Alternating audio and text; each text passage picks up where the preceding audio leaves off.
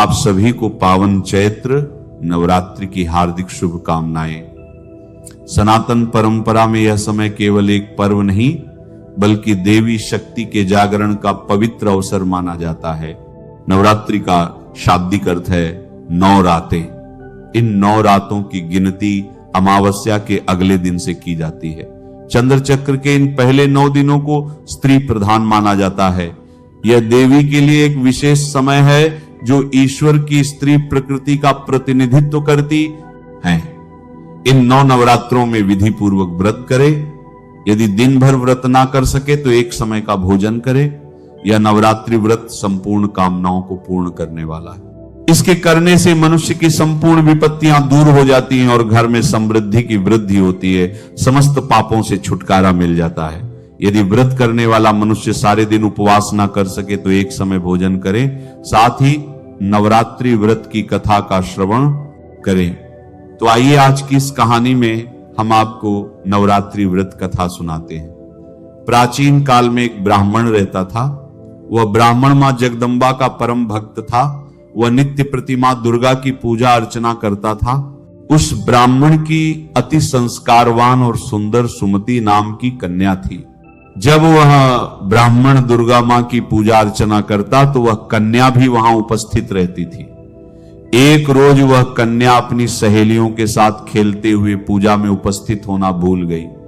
अपनी कन्या द्वारा की गई इस गलती से ब्राह्मण को उस पर क्रोध आया। क्रोध करके उसने अपनी कन्या से कहा कि आज तुमने भगवती का पूजन नहीं किया, मैं तुम पर रुष्ट हूं। अब मैं तुम्हारा विवाह किसी कुष्ठ रोगी या दरिद्र व्यक्ति से करूंगा। पिता द्वारा कहे गए इन शब्दों से सुमति आहत हो गई और अपने पिता से बोली, मैं आपकी कन्या हूं, हर तरह से मैं आपके अधीन हूं। जिससे आपकी इच्छा हो मेरा विवाह उसी से कर देना, परंतु मुझे वही मिलेगा जो मेरे भाग्य में लिखा होगा। यह मुझे पूर्ण विश्वास है। जैसे अग्नि में घी डालने से अग्नि अत्यधिक प्रज्वलित होती है, वैसे ही बेटी द्वारा कहे गए शब्दों से वह ब्राह्मण और ज्यादा क्रोधित हो जाता है और क्रोध की अग्नि में जलते हुए उसने अपनी कन्या का विवाह एक कुष्ठ रोगी से कर दिया और अपनी पुत्री से बोला, हे पुत्री, अब तुम अपना कर्म फल भोगो। देखते हैं भाग्य के भरोसे तुम क्या कर सकती हो। वह कन्या ऐसा पति पाकर दुखी थी, लेकिन उसने सोचा कि भाग्य के लिखे को कोई नहीं मिटा सकता। ऐसा सोचकर वह अपने पति के साथ वन में चली गई। उस रात्रि उन दोनों ने बड़े ही कष्ट से व्यतीत की। सुमति की ऐसी दशा देखकर देवी भगवती वहां प्रकट हुई और बोली, पुत्री, मैं तुम पर प्रसन्न हूं। तुम जो चाहो मुझसे मांग सकती हो। एकाएक अपने सामने ऐसी दिव्य रूपी शक्ति को देखकर वह चौंक गई और दोनों पति पत्नी हाथ जोड़कर उनके सामने खड़े हो गए। फिर सुमति मां भगवती से बोली, आप कौन हैं और मैंने ऐसा कौन सा पुण्य किया है जिस वजह से मुझे आपकी ये कृपा प्राप्त हो रही है, उसकी बातें सुन। मां भगवती ने उससे कहा, मैं आदिशक्ति भगवती जगदम्बा हूं। मैं तुझ पर तेरे पूर्व जन्म के पुण्य के प्रभाव से प्रसन्न हूं। तू जो चाहे मुझसे मांग ले। कन्या ने हाथ जोड़कर माता से पूछा, मां, मैं पूर्व जन्म में कौन थी और मैंने ऐसा क्या किया जो आपकी कृपा मुझे प्राप्त हुई। तब माता रानी बोली, सुनो, तुम पूर्व जन्म में एक भील की स्त्री थी। एक दिन परिस्थितियों के वशीभूत होकर तुम्हारे पति ने चोरी की। चोरी करने के पश्चात राजा के सैनिक उसके साथ साथ तुम्हें भी ले गए और ले जाकर कारागृह में डाल दिया। वहां तुम दोनों 9 दिनों तक रहे। उस दौरान तुम दोनों ने न भोजन किया न जल ग्रहण किया। वह समय मेरे नवरात्रों का था और तुम पूरे 9 दिनों तक मेरी आराधना करती रही। कुछ भी न खाने पीने के कारण तुम्हारे द्वारा मेरा व्रत हो गया। उस समय तुमसे जो व्रत हुआ उसके प्रभाव से प्रसन्न होकर मैं तुम्हें मनवांछित फल प्राप्त करने का आशीर्वाद देती हूं। तुम्हारी जो इच्छा हो मांग लो। फिर सुमति बोली, मां, अगर आप मुझ पर प्रसन्न हो तो आप मेरे पति को कोढ़ मुक्त करो। यह सुनकर माता बोली, उन दिनों जो तुमने व्रत किया था उस 9 दिन के व्रत का पुण्य पति का कोढ़ दूर करने के लिए अर्पण कर दो। उस पुण्य के प्रभाव से तेरे पति का कोढ़ दूर हो जाएगा। यह सुनकर वह कन्या बड़ी प्रसन्न हुई। फिर पल भर में उसका पति पूरी तरह कोढ़ मुक्त और निरोग हो गया और अब वह बहुत ही सुंदर और कांतिवान हो गया। अपने पति की ऐसी काया देखकर वह कन्या देवी की स्तुति करने लगी और बोली, आप दूसरों की दुर्गति को दूर करने वाली, तीनों लोकों के संकटों को हरने वाली और समस्त दुखों को दूर करने वाली, रोगी मनुष्यों को निरोग करने वाली, समस्त दुखों को हरने वाली, प्रसन्न होकर मनवांछित फल देने वाली जगत माता हो। मुझ निरपराध को मेरे पिता ने त्याग दिया। पिता के तिरस्कार से मैं वन में भटक रही हूं और अब आपकी कृपा ने मेरा उद्धार किया है। हे देवी, मैं आपको प्रणाम करती हूं, आप मेरी रक्षा करना। उसकी ऐसी स्तुति सुनकर देवी बहुत प्रसन्न हुई और उन्होंने उसको अति बुद्धिमान, धनवान और जितेंद्रिय पुत्र शीघ्र प्राप्त होगा ऐसा आशीर्वाद दिया। तो इस प्रकार देवी भगवती ने सुमति पर अपनी कृपा की। जैसी कृपा मां भगवती ने सुमति पर की, ऐसी कृपा वह सब पर करें। दोस्तों, जो भी इस व्रत को भक्ति पूर्वक करता है वह भौतिक सुखों को भोग कर अंत में मोक्ष को प्राप्त करता है। जय मां दुर्गा। नवरात्रि पूजा विधि। सबसे पहले पूजन स्थल पर चौकी लगा लें और इस पर लाल रंग का कपड़ा बिछा लें। अब इस चौकी पर कुछ अक्षत यानी बिना टूटे चावल रखें और इस पर देवी दुर्गा जी की प्रतिमा या चित्र स्थापित करें। अब एक लोटे या कलश में शुद्ध जल भर ले। अब इसके अंदर एक सिक्का डालें। अब इसके ऊपर चावल से भरी एक प्लेट रख दें। इस कलश को माता की प्रतिमा के बाईं ओर 9 दिनों के लिए रख दें। इसे आपको रोज स्थापित नहीं करना है। इसके पश्चात आप पूजन स्थल पर गणपति जी की प्रतिमा को विराजमान करें। अगर आपके पास प्रतिमा नहीं है तो सुपारी के रूप में भी बप्पा जी को विराजमान कर सकते हैं। भगवान गणेश और देवी दुर्गा जी पर पुष्प से शुद्ध जल का छिड़काव करें। अगर आप अखंड ज्योत नहीं जला पा रहे हैं तो आप केवल घी का दीपक जला लें। दीप प्रज्वलित करने के बाद गणेश जी, माता रानी, कलश और दीपक को हल्दी कुमकुम का तिलक लगाएं। भगवान गणेश और देवी जी को वस्त्र स्वरूप कलावा या मौली अर्पित करें, साथ ही फूल भी अर्पित करें। माता दुर्गा को श्रृंगार एक लाल चुनरी या लाल वस्त्र अवश्य चढ़ाएं। भोग में बताशे, मिश्री और फल अर्पित कर सकते हैं। हवन के स्थान पर आप एक मिट्टी के पात्र या बड़े दीपक में कपूर जला लें और इसमें लौंग का एक जोड़ा जरूर रख दें। कुछ लोग लौंग के 2 जोड़े भी अग्नि में डालते हैं। ये हवन माता को दिखाएं और पूरे घर में भी दिखाएं। इससे सकारात्मक ऊर्जा आती है। इसे 9 दिनों तक रोज जलाएं। फिर अष्टमी या नवमी पर मां को हलवा, पूरी और छोले का भोग लगाएं। हिंदू धर्म में नवरात्रि व्रत का बहुत महत्व है। चैत्र नवरात्रि व्रत चैत्र माह यानी कि मार्च और अप्रैल माह के बीच में आते हैं। नवरात्रि में मां दुर्गा के 9 रूपों की पूजा आराधना की जाती है। धार्मिक मान्यता है कि जो कोई भी मनुष्य मां दुर्गा की पूजा आराधना सच्ची श्रद्धा और निष्ठा से करता है उसे मनवांछित फल की प्राप्ति होती है। ये नवरात्रि व्रत संपूर्ण कामनाओं को पूर्ण करने वाले हैं। चैत्र नवरात्रि से जुड़ी एक पौराणिक कथा के अनुसार एक बार बृहस्पति देवता ब्रह्मा जी के समक्ष उपस्थित थे। वार्तालाप करते हुए उन्होंने चैत्र नवरात्रि के व्रत का फल जानने की इच्छा जताई। हे ब्रह्मदेव, कृपया करके बताइए कि चैत्र मास के नवरात्रि व्रत का क्या फल है तथा इसे किस प्रकार किया जाता है। ये सब विस्तार से कहिए। हे बृहस्पति, प्राणियों के हित की इच्छा से आपने बहुत उत्तम प्रश्न किया है। जो मनुष्य सर्व मनोरथ पूर्ण करने वाली मां दुर्गा की आराधना करके नवरात्रि व्रत पूर्ण करता है उस व्यक्ति के जीवन में सभी सुखों का वास होता है। यह चैत्र नवरात्र व्रत बहुत ही फलदायी है। देवी शक्ति मां दुर्गा का आह्वान करके इस व्रत को करने से सुहागन स्त्रियों को सुहाग की लंबी उम्र, निसंतान को संतान तथा कुंवारी कन्याओं को उचित वर की प्राप्ति होती है।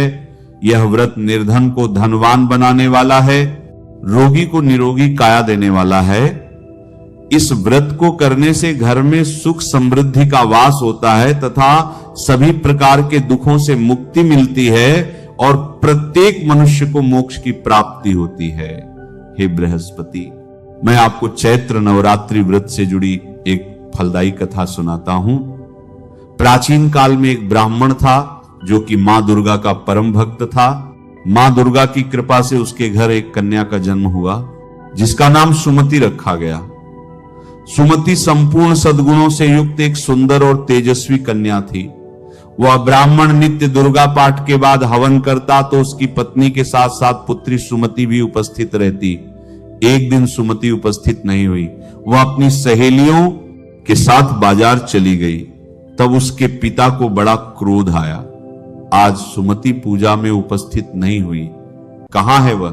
पत्नी ने कहा, ऐसा क्रोध ना करो, वह अपनी सहेलियों के साथ बाजार गई है। ब्राह्मण बोला, भाग्यवान, तुम ये बात नहीं समझोगी। सुमति अब बच्ची नहीं रही, वह बड़ी हो चुकी है। कुछ समय बाद उसका विवाह होगा। उसे अपनी जिम्मेदारियों को समझना चाहिए। उसे पता है मैं पूजन और हवन में किसी प्रकार की अवहेलना नहीं सहन करता। उसे पूजन और हवन में उपस्थित रहना चाहिए था। तभी सुमति आ जाती। पिता ने क्रोध में कहा, तुमने यह सही नहीं किया। तुम्हें पता था कि पूजन और हवन का समय हो रहा है, पर तुम बाजार घूमने चली गई। तुम्हें पता भी है कि तुमने कितना घोर पाप किया है। अब मैं इसकी सजा तुम्हें अवश्य दूंगा। मैं तुम्हारा विवाह किसी निर्धन या फिर रोगी कोढ़ी से कर दूंगा। पत्नी बोली, क्रोध में आकर अपनी बेटी के साथ ऐसा अन्याय मत करो, उससे भूल हुई है। तब सुमति बोली, मां, कोई बात नहीं, यदि पिताजी ऐसा ही चाहते हैं तो ऐसा ही होगा। पिताजी, आप मेरे पिता हैं, आप मेरा विवाह जहां भी करें मैं खुशी खुशी स्वीकार कर लूंगी। आप चाहे मेरा विवाह जिससे भी करें, पर मेरे भाग्य में जो लिखा है वही मुझे मिलेगा। तब सुमति के पिता ने क्रोधवश उसका विवाह एक कुष्ठ रोगी से कर दिया। तब वो निराश होकर अपने पति के साथ जंगल में भटक भटक कर जीवन बिताने लगी। जंगल में भयानक जानवर कभी कभी सुमति को डरा देते थे। सुमति मां दुर्गा का नाम लेती थी क्योंकि वो बचपन से ही अपने पिता को मां दुर्गा की स्तुति करते देखती आई थी। वो प्रार्थना करती, हे मां दुर्गा, मैंने बचपन से ही पिताजी के साथ आपका नाम लिया है, आपको पूजा है, मेरी सहायता करो देवी मैया। मैं इस बियाबान जंगल में अपने पति के साथ दर दर भटक रही हूं, मेरी विनती सुनो मैया। तब सुमति की प्रार्थना सुनकर देवी भगवती प्रकट हुई और सुमति से वरदान मांगने को कहा। हे पुत्री, मैं तुमसे प्रसन्न हूं, मुझसे जो चाहे वरदान मांग लो। सुमति बोली, हे आदि शक्ति मां जगदम्बा, कहते हैं आपका नाम लेने से ही दुखियों के दुख दूर हो जाते हैं। मैया, मेरी सहायता करो, मैं बहुत दुखों से गुजर रही हूं। माता बोली, मैं जानती हूं पुत्री, इसीलिए तो मैं तुम्हारी सहायता के लिए आई हूं। मैं तुम्हारे पिछले जन्म में किए गए अच्छे कर्मों का फल तुम्हें प्रदान करूंगी। पुत्री, तुम पूर्व जन्म में एक पतिव्रता स्त्री थी। एक बार तुम्हारे पति ने चोरी की थी, उस चोरी के अपराध में तुम्हारे पति को सजा मिली थी। अपने पति को सजा से मुक्त करवाने और सही राह पर लाने हेतु तुमने 9 दिन भूख और प्यास में व्यतीत किए थे। वह समय चैत्र नवरात्रि का समय था। तब तुमने न कुछ खाया ना ही जल ग्रहण किया। तुमने 9 दिन मेरे चैत्र नवरात्रि व्रत पूरे विधि विधान से संपूर्ण किए थे। इसलिए तुम्हारे पूर्व जन्म के अच्छे कर्मों के फल स्वरूप इस जन्म में मैं तुम्हारे उन्हीं 9 दिनों के व्रत का मनोवांछित फल दूंगी। मांगो पुत्री, तुम्हें क्या चाहिए? सुमति बोली, हे ममतामयी मां कल्याणी, अगर आप मुझ पर प्रसन्न हैं तो हे माता, आप मेरे पति का कोढ़ दूर कर दो। माता बोली, पुत्री, मैं तुम्हारी इच्छा अवश्य पूर्ण करूंगी। तुम्हारे पति की रोगी काया निरोगी हो जाएगी। और फिर देवी दुर्गा ने सुमति के पति का कोढ़ दूर कर दिया। सुमति का पति स्वस्थ और निरोगी काया का हो गया। मां दुर्गा ने सुमति को संतान प्राप्ति का वरदान दिया। इतने फलदायी चैत्र नवरात्रि का प्रभाव देखकर सुमति ने मां दुर्गा से विनती की कि वे उसे इस जन्म में भी चैत्र नवरात्रि व्रत रखने और उससे प्राप्त होने वाले विशेष फल का महत्व बताएं। हे मैया, कृपा करके मुझे चैत्र नवरात्रि व्रत पर मिलने वाले फल का विस्तार से वर्णन करें। माता बोली, हे पुत्री, मैं तुम्हें समस्त पापों और दोषों का नाश करने वाली नवरात्रि व्रत की विधि बतलाती हूं, जिसे सुनने मात्र से ही मोक्ष का मार्ग सुलभ हो जाता है। और फिर मां दुर्गा ने सुमति को चैत्र नवरात्रि व्रत से मिलने वाले फल का वर्णन किया और उसके पश्चात सुमति और उसके पति को सुख समृद्धि का आशीर्वाद देकर मां दुर्गा अंतर्ध्यान हो गई। सुमति अपने पति के साथ वापस अपने गांव लौट आई।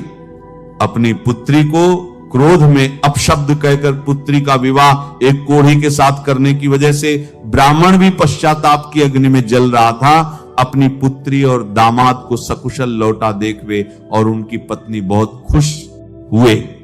सुमति ने अपने माता पिता को मां दुर्गा से प्राप्त फल के बारे में बताया, जिसे सुनकर ब्राह्मण और ब्राह्मणी भी बहुत प्रसन्न हुए और उन्होंने भी मां दुर्गा को धन्यवाद दिया। ब्राह्मण ने अपनी भूल के लिए मां दुर्गा से क्षमा प्रार्थना की। हे बृहस्पति देव, संपूर्ण पापों का नाश करने वाले चैत्र नवरात्रि व्रत को जो भी मनुष्य नियम अनुसार पूर्ण करता है, उसके सभी मनोरथ पूर्ण होते हैं, इसमें तनिक भी संदेह नहीं है। इन 9 दिनों में जो कुछ दान आदि दिया जाता है, उसका करोड़ों गुना फल मिलता है। हे बृहस्पति, जो मनुष्य या स्त्री इस व्रत को भक्ति पूर्वक करता है, वह इस लोक में नाना प्रकार के सुखों को भोग कर अंत में मोक्ष की प्राप्ति करता है। हे ब्रह्मदेव, इतने प्रभावशाली और फलदायी चैत्र नवरात्रि व्रत का महत्व सुनाकर आपने इस संपूर्ण सृष्टि को धन्य कर दिया। इसके पश्चात सभी देवता मां दुर्गा का गुणगान करने लगे। सचमुच मां दुर्गा के नवरात्रि व्रत इतने फलदायी हैं कि केवल मनुष्य ही नहीं बल्कि देवता भी मां दुर्गा की स्तुति कर उनका आशीर्वाद प्राप्त करते हैं। इस वर्ष 2026 में चैत्र नवरात्रि आरंभ हो रही है। 19 मार्च 2026 गुरुवार के दिन और समाप्त होगी। 27 मार्च 2026 शुक्रवार के दिन इस बार विक्रम संवत 2083 का भी आरंभ हो रहा है, यानी हिंदू नव वर्ष की शुरुआत भी इसी दिन से होगी। और सबसे विशेष बात, कलश स्थापना का सबसे श्रेष्ठ मुहूर्त इस बार केवल 51 मिनट का है और यह मुहूर्त रहेगा 19 मार्च 2026 गुरुवार के दिन सुबह 6:52 से लेकर 7:43 के बीच में।